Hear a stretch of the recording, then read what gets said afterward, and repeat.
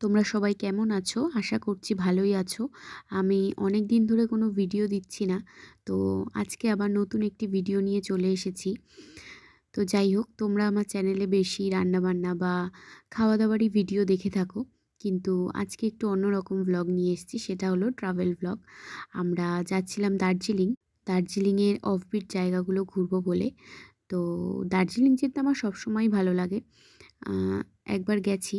তবুও আমার যেন দার্জিলিংটা খুবই ভালো লাগে। দার্জিলিং যেন ডাকে আমাকে।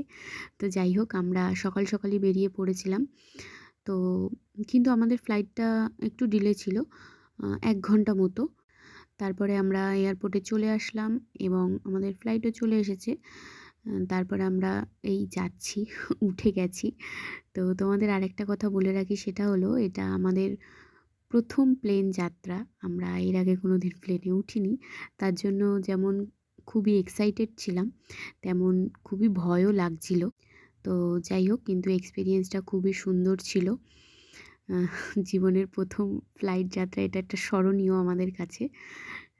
তো আমরা ফ্লাইটে বসেও কয়েকটা ছবি-টবি তুলে নিলাম। আমরা ফ্লাইট থেকেও কাঞ্চনজঙ্ঘা একদম পরিষ্কার দেখতে পেয়েছিলাম। তো তারপর নেমে গেলাম। নেমে আমাদের গাড়ি দাঁড়িয়েছিল বাইরে। তারপর আমরা গাড়ি করে ১ম এ চলে আসলাম লাঞ্চ করতে। যদিও লাঞ্চের টাইম এটা ছিল না, অনেকটাই বেলা হয়ে গেছিল। তো হালকাই আমরা খেয়ে নিয়েছিলাম।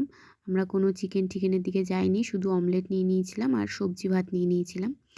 তো খাওয়া-দাওয়া সেরে তারপরে আমরা আবার গাড়িতে উঠে গেলাম। কারণ রাতও হয়ে গেছিল। এবার হোমস্টেতে যেতে হবে। তো চলে আসলাম এই যে হোমস্টেতে। এটাতেই আমরা থাকবো আজকে রাতে। তো সকালে তোমাদের আবার ভালো করে দেখাবো। আজকের জন্য টাটা, বাই বাই।